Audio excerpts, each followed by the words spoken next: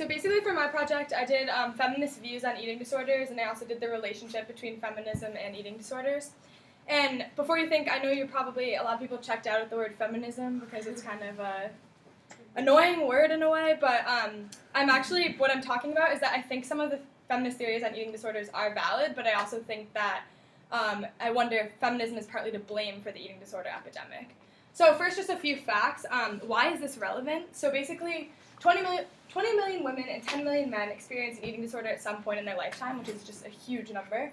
And the more scary statistics are the ones talking about the fluctuation of eating disorders in the past decade. So the rate has increased every year since 1950, anorexia cases have increased every decade since 1930, and bulimia cases actually tripled in the 5-year span from 1988 to 1993, which is pretty incredible when you think about it. Why the increase? Feminists have different theories, and all of them echo the refrain of women who are afraid to empower themselves and other women, trapped by society, etc., etc. For example, feminist Susan Bordo wrote in her book Unbearable Weight that the fear of fat is the fear of women's power in the world. And some liberal feminists attribute eating disorders to sexism, and others to political ideology. A study in 1996 by psychologists Snyder and Hasbrook found that women with more conservative views tended to have more incidents with eating disorders. And I asked one of Choate's own feminists, Miss Walbridge, to talk about whether she believed that feminism puts pressure on women to achieve more. So this was her answer. You gotta plug it in. I gotta plug it in.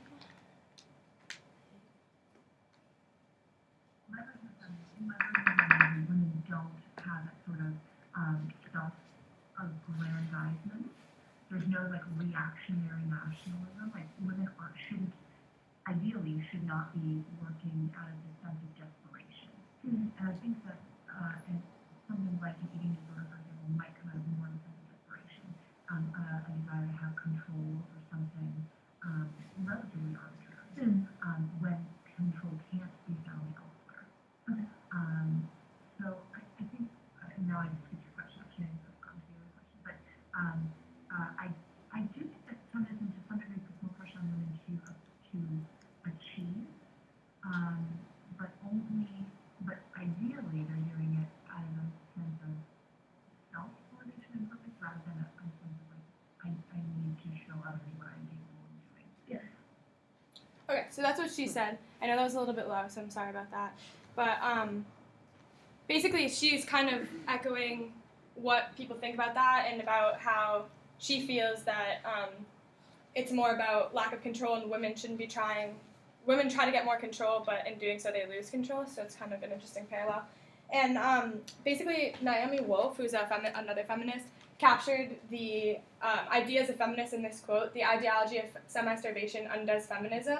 So what happens to women's bodies happens to our minds. If women's bodies are and have always been wrong, whereas men's are right, then women are wrong and men are right. Where feminism taught women to put higher value on ourselves, hunger teaches us how to erode our self-esteem." So while I think she has a point, I also think that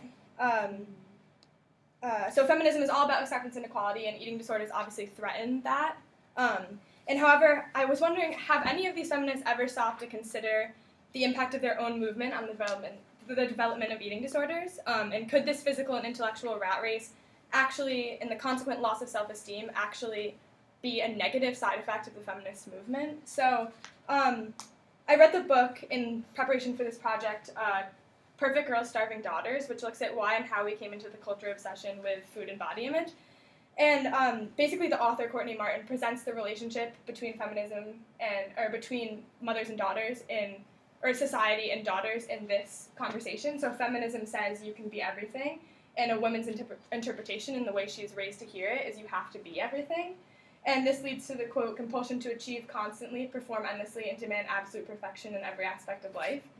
And this compulsion is kind of a double-edged sword, because without it, women would not be as successful as we are today. But with it, women often tend to compromise their health in the search for success.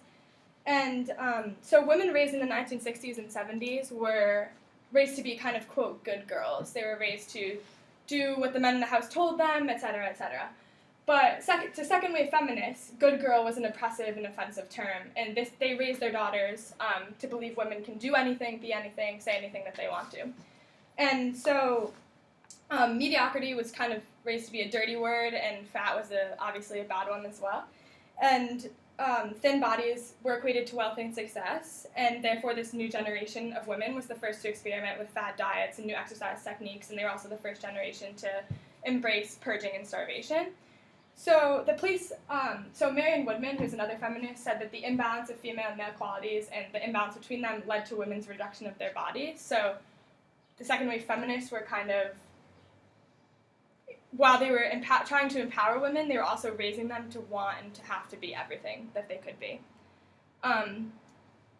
So basically, the place where I found it easiest to see the impact of feminism on body image and eating disorders is Title IX in women's sports. So Title IX was passed in 1972, and this provided kind of a new field for women to prove themselves. And there were new ways to prove superiority through being an athlete. Cross-country runners were known to try and lose their period to show that they've become better and been running a lot. A basketball player would try to slim down to get quicker, etc. And over-practicing and eating less became construed as some sort of weird form of dedication. And the introduction of advertisements from Nike, Adidas, and other companies provided another type of body for women to envy besides the stick-thin model body. And it's equally as unattainable and equally as admirable, so it kind of creates another trap for women. And so two examples of the advertisements are Sports Illustrated, the women's national team won in the 90s, and this is kind of the cover of Brandi Chastain, one of the most famous soccer players in the world. You can see like how an athletic girl would want her body, and this kind of was all over the news about how she took her shirt off in the middle of the field. And then that's just more of another, that writing's not supposed to be there, but this is like a recent advertisement for the Nike Training Club, which is like basically an app you can download to work out. And obviously you see this and you think, I want to be this woman, so you try and do that. And so basically that's, I actually asked my mom, who grew up with Title IX. She was a college and high school athlete for 3 seasons in the 1970s. And she told me that, quote, it was not high pressure per se, she says, but the pressure to perform adequately without the benefit of practice or dedicated coaching, knowing that it was important for us to prove ourselves as worthy athletes and not just another body to fill out a team. She's told me she often found herself asking herself, would others take us as seriously as we took ourselves if how we performed was the only indication of our desire to play? So she felt that she didn't really battle eating problems. She felt like women were constantly striving to be better at the sport and prove themselves, and that often led to these kind of disorders. And so basically in conclusion, on the surface, feminism seems to actively empower women to love their body and to view it as a tool for a healthy and successful life. But feminism has also heightened our culture's expectations of women, which often leads women down the path of disordered eating, compulsive exercise, anxiety, etc., in order to meet the expectations. Thank you.